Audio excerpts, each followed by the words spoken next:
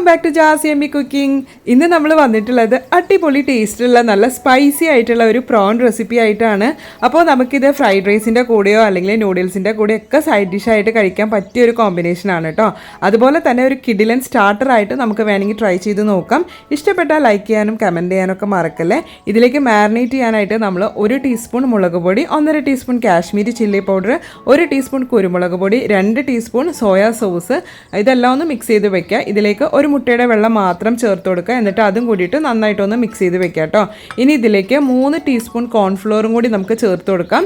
അപ്പോൾ കോൺഫ്ലോർ ചേർത്ത് കൊടുത്തതിന് ശേഷം നമ്മൾ ഇതിലേക്ക് ആവശ്യത്തിനുള്ള വെള്ളം ചേർത്ത് നല്ല ഒരു ബാറ്ററായിട്ട് ഇത് റെഡിയാക്കി എടുക്കണം.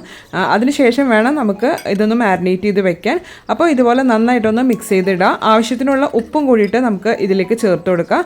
ഉപ്പും കൂടി ചേർത്ത് കൊടുത്തതിന് ശേഷം വേണം നമുക്ക് പ്രോൺസ് ചേർത്ത് കൊടുക്കാനായിട്ട്. അപ്പോൾ ഈ ഒരു സൈസിലുള്ള പ്രോൺസെങ്കിലും എടുക്കാനായിട്ട് ശ്രദ്ധിക്കുക. ഒരുപാട് ചെറുത് എടുത്താൽ അത്ര ടേസ്റ്റി ആയിട്ട് തോന്നുന്നില്ല. അപ്പോൾ ഒരു നല്ല മീഡിയം സൈസിലുള്ളതോ അല്ലെങ്കിൽ വലിയ ടൈപ്പുള്ള പ്രോൺസോ ഈ ഒരു റെസിപ്പിക്ക് വേണ്ടിയിട്ട് ട്രൈ ചെയ്യാം കേട്ടോ. അപ്പോൾ പ്രോൺസൊക്കെ നമ്മളിപ്പോൾ ചേർത്ത് കൊടുത്തിട്ടുണ്ട്. 3/4 കിലോയോളം പ്രോൺസാണ് നമ്മൾ എടുത്തിട്ടുള്ളത്. ഇതെല്ലാം കൂടിയിട്ട് നന്നായിട്ടൊന്ന് മിക്സ് ചെയ്ത് വെക്കുക. നന്നായിട്ട് ആ ഒരു ബാറ്റർ നമ്മുടെ ചെമ്മീനെ നന്നായിട്ടൊന്ന് പൊതിഞ്ഞിരിക്കുന്ന പോലെ ഇതുപോലെ ഒന്ന് കോട്ട് ചെയ്തെടുക്കുക കേട്ടോ. ഇതിലേക്ക് 1 ടേബിൾ സ്പൂണോളം ഇഞ്ചി വെളുത്തുള്ളി പേസ്റ്റാണ് ഇപ്പോൾ ചേർത്ത് കൊടുത്തത്. അതും കൂടിയിട്ട് ചേർത്ത് നന്നായിട്ടൊന്ന് മിക്സ് ചെയ്തതിന് ശേഷം നമ്മളൊരു 30 മിനിറ്റ്സ് എങ്കിലും ഇതൊന്ന് വെയിറ്റ് ചെയ്യാനായിട്ട് വെക്കണം. അതിനുശേഷം 30 മിനിറ്റ്സിന് ശേഷം എണ്ണ നന്നായിട്ട് ചൂടായിട്ട് വരുമ്പോൾ ഇതിലേക്ക് ഓരോന്നായിട്ട് ചേർത്ത് കൊടുത്ത് നമ്മൾ ഫ്രൈ ചെയ്തെടുക്കാം. അപ്പോൾ ഒരു മീഡിയം ടു ലോ ഫ്ലെയിമിൽ നമ്മൾ ഒരു സൈഡ് ഒരു 3 മിനിറ്റ് കുക്ക് ചെയ്യുക. അതിനുശേഷം അത് നന്നായിട്ടൊന്ന് ഫ്രൈ ചെയ്തിട്ട് വരുമ്പോൾ ഇതുപോലെ ഈ ഒരു സൈഡ് ഒരു 2 മിനിറ്റ്, അങ്ങനെ ടോട്ടലി ഒരു 5 മിനിറ്റൊക്കെ ഇതൊന്ന് ഫ്രൈ ചെയ്തെടുത്താൽ മതിയാവും.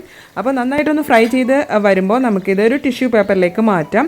അപ്പോൾ നല്ലൊരു സ്പൈസി ആയിട്ടുള്ള മസാലയൊക്കെ ചേർത്ത് നന്നായിട്ട് കോട്ട് ചെയ്തെടുത്തിട്ടാണ് നമ്മളിത് ഫ്രൈ ചെയ്തിട്ടുള്ളത്. അതുകൊണ്ട് തന്നെ നമുക്ക് വെറുതെ ഫ്രൈ ചെയ്ത് കഴിക്കാൻ തന്നെ ഇത് നല്ല ടേസ്റ്റാണ് കേട്ടോ.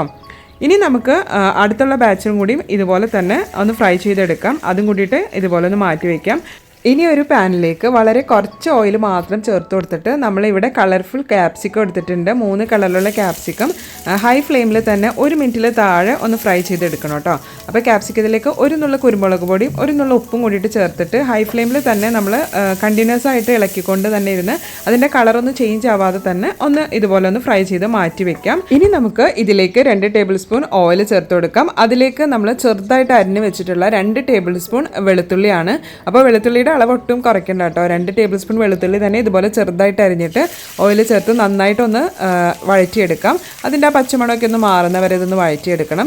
ഇതിലേക്ക് നമ്മൾ 1 ടീസ്പൂണോളം സോയാ സോസ് ചേർത്ത് കൊടുക്കുന്നുണ്ട്. അപ്പോൾ സോയാ സോസൊക്കെ ചേർത്ത് കൊടുത്തതിന് ശേഷം ഈ ഓയിലിലേക്ക് നന്നായിട്ട് ആ സോസ് മിക്സ് ആവുന്ന പോലെ നന്നായിട്ടൊന്ന് ഇളക്കിയിടാം കേട്ടോ.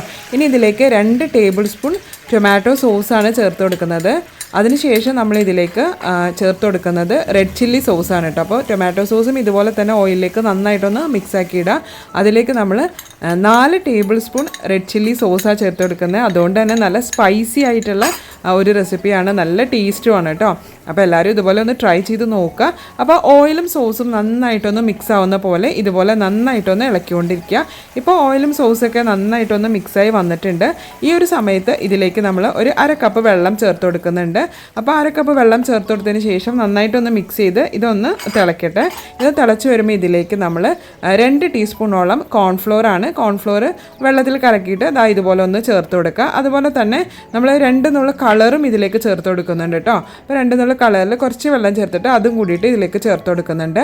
ഇനി ഇതെല്ലാം കൂടിയിട്ട് നന്നായിട്ടൊന്ന് മിക്സ് ചെയ്ത് വെക്കുക. ഇനി ഈ സോസ് നന്നായിട്ടൊന്ന് കുറുകി വരുന്ന സമയത്ത് വേണം നമുക്ക് പ്രോൺസ് ചേർത്ത് കൊടുക്കാൻ. അപ്പോൾ സോസിന് ആവശ്യത്തിനുള്ള ഉപ്പും കൂടിയിട്ട് ഈ ഒരു സമയത്ത് ചേർത്ത് കൊടുക്കാം കേട്ടോ. ഉപ്പ് ചേർത്ത് കൊടുത്ത് നന്നായിട്ട് മിക്സ് ചെയ്തിട്ട് ഉപ്പെല്ലാം ചെക്ക് ചെയ്തതിന് ശേഷം വേണം നമുക്ക് പ്രോൺസ് ചേർത്ത് കൊടുക്കാനായിട്ട്. ഇപ്പോൾ ഫ്രൈ ചെയ്ത് വെച്ചിട്ടുള്ള പ്രോൺസ് ആ ക്രീമി ആയിട്ടുള്ള നമ്മുടെ സോസിലേക്ക് ചേർത്ത് കൊടുത്തിട്ടുണ്ട്. അപ്പോൾ സോസിൽ നന്നായിട്ട് തന്നെ പ്രോൺസ് ഒന്ന് കോട്ട് ചെയ്തെടുക്കണം.